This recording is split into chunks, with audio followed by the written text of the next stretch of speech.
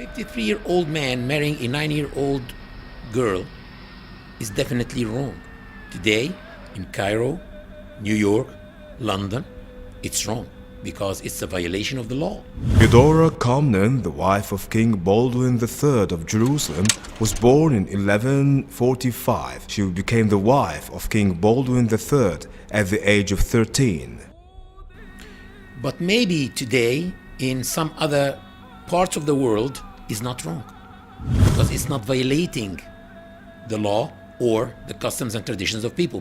And maybe in those three cities, Cairo, London, or New York, few centuries ago, it was not wrong because it was not violating anything too.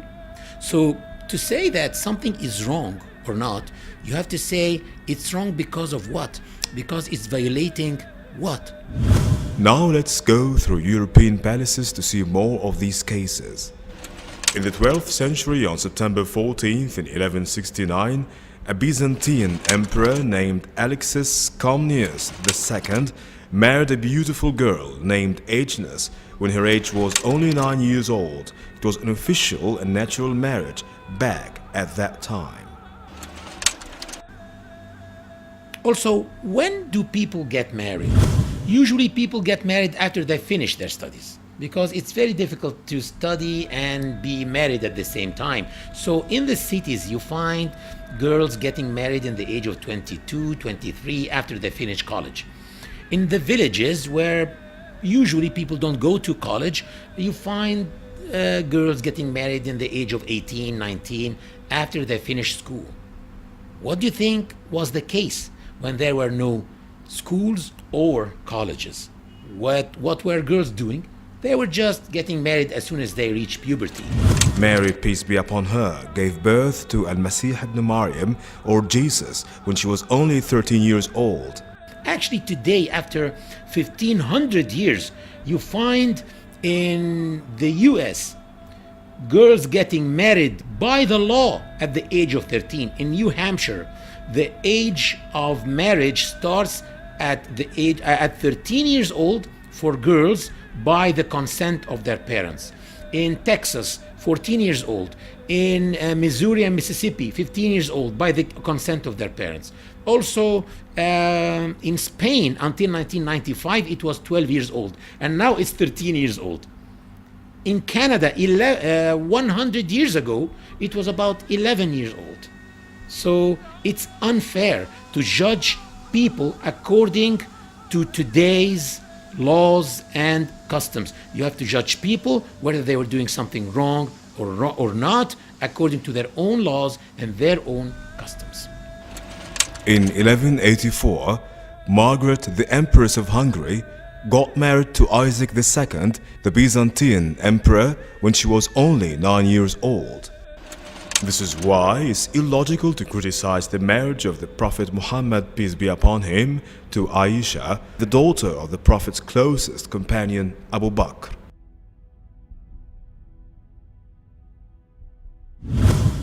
One may ask himself, did Prophet Muhammad, peace be upon him, had any enemies? You will find that the hypocrites in the Muslim community were enemies. The pagans were his enemies, and the Jews of Arabia were his enemies. And you will find that they tried by all means to tarnish his image, and they called him all the possible bad names that they can. But they did not say that he was a child molester. Why? Did they forget? That would have been an excellent way to damage this man and this new religion, but they never used it because simply it was the norm to get married to girls at that age at that time. And for those who say that she was a molested child, molested by Prophet Muhammad, peace be upon him, I ask them, do molested children love their molesters? And if you want to read the perfect love story, Shakespeare, We all know this famous British outstanding playwright and his famous play Romeo and Juliet, with which the age of Juliet, the heroine of this play, was not more than 13 years old. I recommend that you don't read Romeo and Juliet, because actually Romeo committed suicide at the end of the story.